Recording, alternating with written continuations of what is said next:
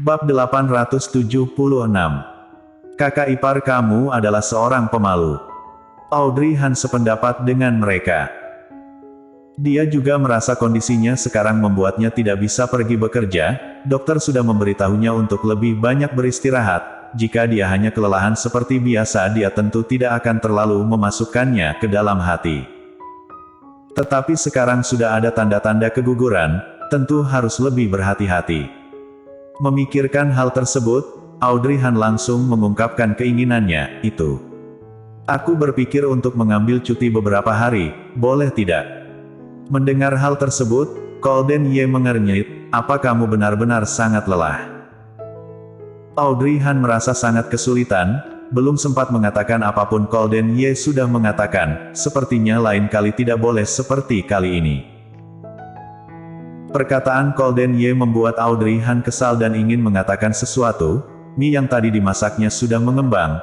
Dia kaget dan segera mematikan api, tidak memperdulikan Golden Ye. Selanjutnya dia mengusir Golden Ye, kamu pergi sana, aku ingin membereskan tempat ini.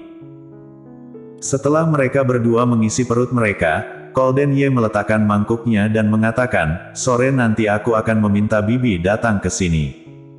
Tidak perlu. Aku ingin pergi membereskan masalah semalam, kamu sendiri di rumah ya. Audrey Han, baiklah, kalau begitu kamu hati-hati ya. Jika bisa, bawa George Kiao bersama denganmu. George Kiao itu meskipun kelihatan sangat berandal, tetapi di saat-saat genting dia sangat bisa diandalkan, benar-benar berbeda dengan penampilannya. Membahas George Kiao, Golden Ye kembali melihat ke arah Audrey Han. Semalam, kamu yang memintanya datang. Benar. Audrey Han menghindari tatapannya karena merasa sedikit bersalah. Dengan suara kecil dia mengatakan, semalam kamu terlambat pulang. Aku sangat mengkhawatirkanmu, tetapi aku tidak bisa pergi. Aku akhirnya menghubungi George Kiao, menyuruhnya pergi mengecek situasi. Baiklah. Golden Ye mengiyakan. Ketika berada di atas mobil, Golden Ye kemudian menghubungi George Kiao. George Kiao sedang menunggu panggilan telepon darinya, meskipun semalam dia sudah meninggalkan tempat tersebut, tetapi dia tidak tidur semalaman, yang bersangkutan tidak buru-buru sementara yang lain khawatir karenanya. Bergadang sampai tengah malam, George Kiao akhirnya tidur. Ketika dia terbangun, langit sudah cerah, dan ponselnya berada di samping bantalnya, tidak ada satu telepon pun yang diterimanya. George Kiao merasa sangat sedih. Semalaman dia sangat khawatir, mengapa mereka berdua tidak menghubunginya, memberitahu situasi mereka. Apa mereka tidak tahu kalau dirinya sangat khawatir? Tetapi jika dipikirkan kembali, semalam Golden Ye sudah mengkonsumsi obat seperti itu, mereka hanya berduaan di luar sana. Semakin memikirkannya dia semakin tidak nyaman. Ketika itu ponsel George Kiao berdering, deringannya berhasil menghentikan kekhawatirannya. George Kiao segera menerima panggilan teleponnya. Yuchi, akhirnya kamu menghubungiku. Mobil Golden Ye baru berada di atas jembatan, mendengar suara George Kiao yang terdengar sangat sedih dari ujung sana. Dia segera mengerutkan dahinya, dengan suara dingin mengatakan, tutup mulutmu. Suara tangisan George Kiao langsung berhenti, selanjutnya George Kiao mengatakan, Yuchi, kamu tahu berapa lama aku menunggumu? Semalam kamu enak-enakan di luar sana, sementara aku malah. Mendengar kata enak-enakan, kerutan di dahi Golden Ye semakin dalam. Dengan nada tidak senang dia memotongnya, di masa mendatang kamu tidak boleh lagi mengungkit masalah ini. George Kiao, mengapa? Kakak iparmu sangat pemalu. George Kiao, dasar. Ternyata memang dia tidak seharusnya menerima panggilan telepon pria itu. Pria jahat ini sangat kejam dan tega padanya. Jika dia bisa membalas Golden Ye, ingin rasanya dia membalasnya, pikir George Kiao. Di depan sana sedikit macet, Golden Ye kemudian menurunkan kecepatan mobil, perlahan-lahan mengatakan, sekarang aku bersiap-siap pulang. Apa? Apa kamu akan kembali ke kediaman keluarga Yuchi? Kalau begitu aku akan pergi bersama denganmu. George Kiao memberanikan dirinya, bagaimanapun dia adalah sakti mata kejadian semalam, ditambah lagi jika dipikirkan dia langsung bisa menebak kepulangan Koldi Yuchi kali ini pasti karena masalah semalam. Jika tidak pria ini pasti sekarang sudah berada di kantor. Golden Ye sendiri juga sudah menantikan kata-kata George Kiao tersebut, tanpa ragu dia menyetujuinya. George Kiao segera berbalik dan bangun. Dia mengambil baju untuk dirinya sendiri sembari mengatakan, benar saja, semalam benarkah Merlin Duanmu yang memberikan obat padamu?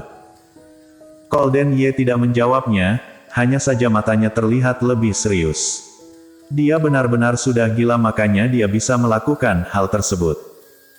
Seperti takut George Kiao tidak akan berhenti berbicara, Golden Ye memotong perkataannya mengatakan, nanti kita berjumpa lagi di kediaman keluarga Yuchi. Setelah itu dia langsung mematikan teleponnya. Mendengar suara sambungan telepon yang sudah diputus, George Kiao kemudian bangun dari tempatnya, matanya tidak bisa menyembunyikan kepahitan yang ada. Merlin Duanmu. Dulu sebelum mengetahui diri Merlin Duanmu yang sesungguhnya, dia benar-benar sangat menyukai wanita ini. Waktu itu, dia merasa wanita ini seperti salju dari langit yang putih bersih, anggun dan cantik. Belakangan atas semua kejadian yang terjadi benar-benar tidak bisa ditolerir lagi. George Kiao tersenyum pahit, memberitahu dirinya untuk tidak lagi memikirkan hal tersebut. Siapa yang tidak pernah membuat pilihan salah di masa muda? Dulu dia menyukai Merlin Duanmu untuk waktu yang cukup lama, tetapi beberapa tahun belakangan bukankah dia sudah melihat semuanya? Dia merasa beruntung karena hari itu dia telah mencari Merlin Duanmu. Jika tidak dia selamanya tidak akan tahu kalau di dalam hati Merlin Duanmu selalu menganggapnya sebagai sosok yang sangat buruk.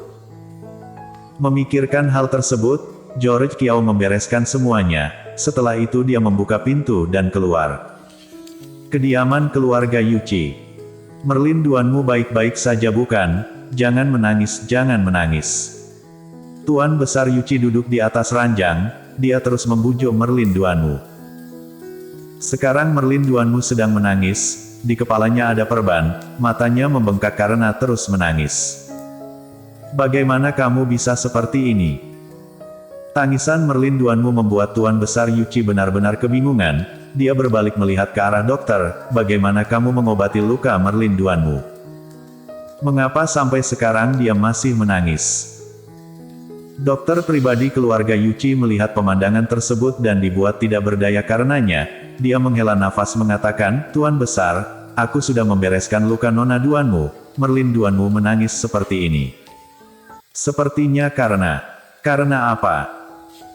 Dokter pribadi itu kemudian melirik ke arah Merlin Duanmu.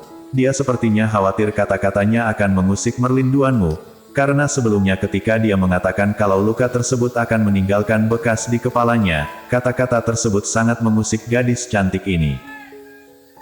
Oleh karena itu menghadapi tatapan serius yang dilontarkan oleh Jerry Yuchi, setelah memikirkannya untuk cukup lama dia baru mengatakan, luka yang ada di atas kepala Nona Duanmu sepertinya akan membekas. Apa?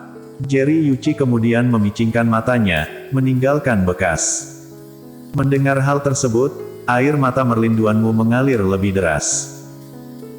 Suara tangisannya terus terdengar dari dalam kamar. Dokter hanya bisa menghiburnya dengan suara kecil, Nona Duanmu, Anda jangan bersedih, aku tahu semua wanita sangat menyukai kecantikan, oleh karena itu meskipun kelak akan ada bekas luka di sana, kamu boleh melakukan operasi untuk menghilangkannya. Mendengar hal tersebut Jerry Yuchi segera membetulkannya, benar sekali Merlin Duanmu, sekarang teknologi sudah sangat maju, tidak seperti dulu. Kamu tidak perlu khawatir, meskipun ada bekas yang tertinggal, kakek Yuchi juga akan membantumu mencarikan dokter terbaik untuk melakukan operasi, pasti semuanya akan kembali seperti semula. Merlin Duanmu masih tetap menangis, dengan air mata yang berlinang dia menarik lengan baju Jerry Yuchi, Kak Koldi sejak awal sudah tidak menyukaiku, jika ada bekas luka di wajahku, Kak Koldi pasti akan semakin membenciku. Bersambung.